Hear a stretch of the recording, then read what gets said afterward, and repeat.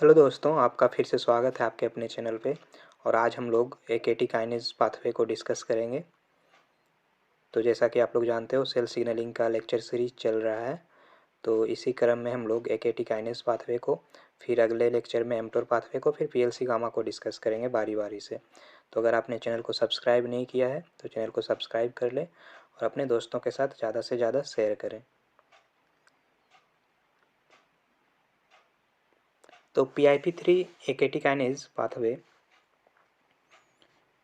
इस पाथवे को हम लोग अभी डिटेल्स में डिस्कस करेंगे।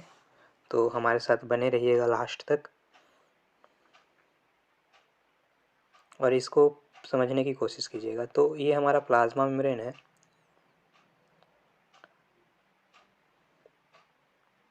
प्लाज्मा मेम्ब्रेन पे ये आरटी के रिसेप्टर प्रेजेंट है, ठीक है।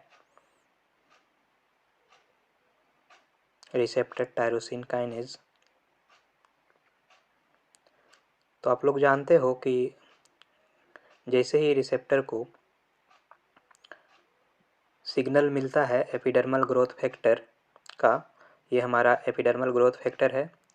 जैसे ही सिग्नल मिला तो रिसेप्टर क्या हो जाता है, डाइमराइज हो जाता है।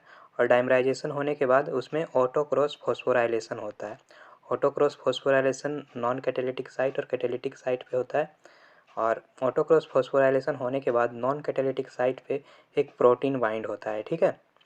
तो हमने रास में पाथवे में इसको डिस्कस किया था, वहाँ पर GRB2 बाइंड हो रहा था।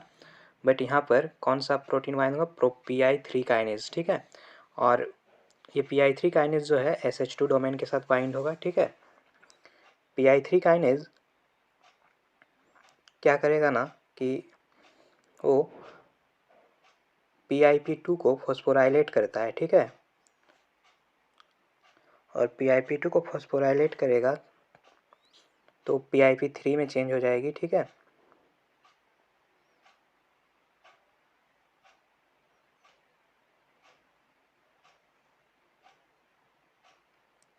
PIP3 बोले तो फॉस्फोइनस्टॉल ट्राइफॉस्फेट।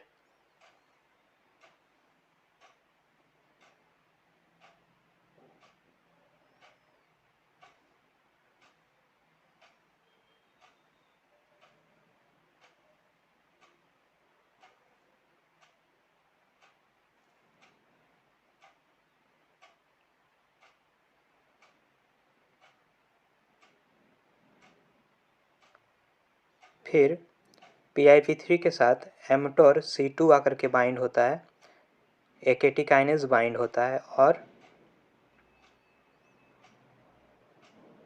PDK1 बाइंड होता है, ठीक है।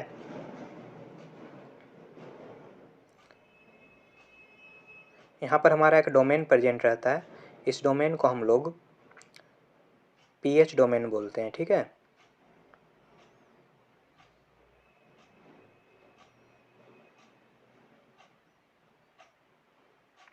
प्लेकस्ट्रीन होमोलॉगी डोमेन। तो PIP3 से PH डोमेन के थ्रू एकेटी काइनेज, एमटोर C2 और PDK1 बाइंड हो जाता है। फिर PDK1 और एमटोर C2 क्या करता है, एकेटी काइनेज को फॉस्फोराइलेट कर देता है। तो जैसे ही एकेटी काइनेज को फॉस्फोराइलेट करता है, हमारा एकेटी काइनेज जो है एक्टिवेट हो जाता है। तो जैसे ही एकेटी काइनेज एक्टिवेट होती है, वो क्या करती है, बेड जो कि प्रो एपोप्टोटिक है उसको फॉस्फोराइलेट कर देती है, ठीक है। उसके अलावा फोक्सो उसको भी क्या कर देती है, फॉस्फोराइलेट कर देती है, जिसके कारण ये दोनों प्रोटीन जो है प्रो एपोप्टोटिक हैं। बट इन दोनों को फॉस्फोराइलेट कर दिया जाता है केटिकाइनेज के द्वारा। तो फॉस्फोराइलेशन के बाद इन दोनों प्रोटीन के साथ 1433 नाम का एक प्रोटीन बाइंड हो जाता है, जिसके कारण बेड और फोक्सो जो है इनहिबिट हो जाती है, ठीक है। और दोनों के इनहिबिशन से क्या हो जाता है, एपोप्टोसिस का भी इनहिबिशन हो जाता है, ठीक है। एपोप्टोसिस इनहिबिट हो जाती है और एकेटिकाइनेज के कारण ऐसा इनहिबिशन हो रहा है, ठीक है। एपोप्टोसिस का इनहिबिशन किसके कारण हो रहा है, एकेटिकाइनेज के कारण हो रहा है, क्योंकि ये फोक्सो और बेड को फॉस्फोराइलेट कर देती है। उसके अलावा एकेटिकाइनेज जो है वो GSK3 को भी फॉस्फोराइलेट करती है, ठीक है। GSK3 का काम क्या था कि वो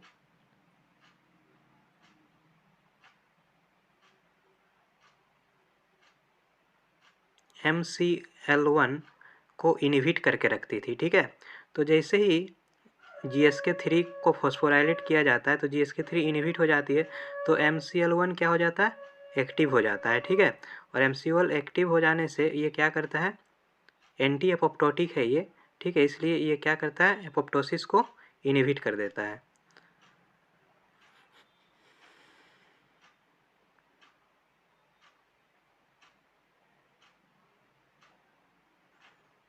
तो इस तरह से यहाँ पर AKT काइनेज रोल प्ले करता है GSK3 को इनहिबिट करके, फॉस्फोराइलेशन करके वो GSK3 को इनहिबिट करता है, जिसके कारण MCL1 जो है एंटी एपोप्टोटिक प्रोटीन है, वो एक्टिव हो जाती है और इनहिबिट कर देती है एपोप्टोसिस को। उसके अलावा AKT काइनेज MDM2 को भी एक्टिव करती है और MDM2 जो है P53 को इनएक्टिव कर देती है, ठीक है, P53 को इनहिबिट कर देती है MDM2, जिसके कारण भी एपोप्टोसिस का इनहिबिशन हो जाता है। तो ले दे के AKT काइनेज का एक ही काम है, वो क्या करता है, एपोप्टोसिस को इनहिबिट करती है, जिसके कारण सेल का जो सर्वाइवल है वो बढ़ जाता है, सेल का सर्वाइवल स्टिमुलेट हो जाता है।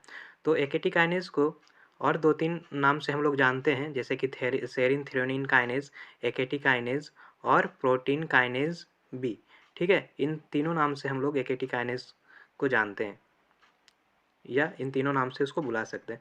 तो यहाँ पर आपको GSK3 और MCL1 के रोल में थोड़ा प्रॉब्लम आ रहा होगा। GSK3 क्या करती है ना, MCL1 को इनहिबिट करके रखती है, बट जैसे AKT काइनेज GSK3 को फॉस्फोराइलेट करके इनहिबिट कर देती है, तो क्या हो जाता है, MCL1 जो है एक्टिवेट हो जाता है और वो क्या करता है, इनहिबिट कर देता है एपोप्टोसिस को, क्योंकि वो एंटी एपोप्टोटिक प्रोटीन है। तो इस तरह से हमारा PIP3 AKT काइनेज पाथवे काम करता है। आई होप आपको लेक्चर समझ में आया होगा, अच्छा लगा होगा। अगर अच्छा लगा होगा तो लाइक कर दीजिएगा, शेयर कीजिएगा दोस्तों के साथ और चैनल को सब्सक्राइब कर लीजिएगा। So thank you. इसी तरह से हमारे साथ बने रहें, हम लोग अगले लेक्चर में एमटोर पाथवे को डिस्कस करेंगे।